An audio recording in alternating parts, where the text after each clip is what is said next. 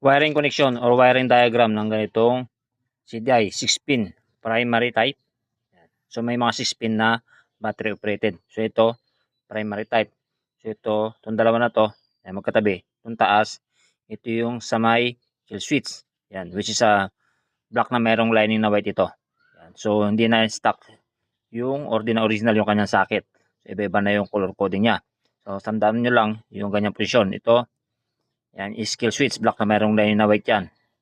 Yung talagang original na kulay wire. Tapos ito, yung baba is red na merong lining na black.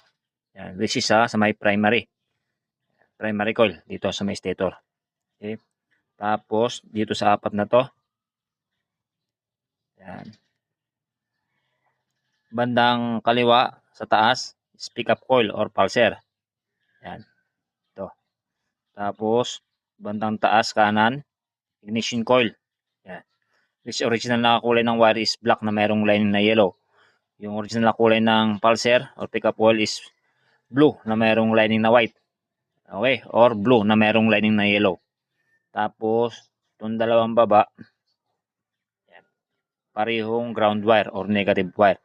So ang kulay nito is green, tapos dito green na mayroong lining na white. Yan yung mga original na wire color coding ng ganitong CDI. Okay.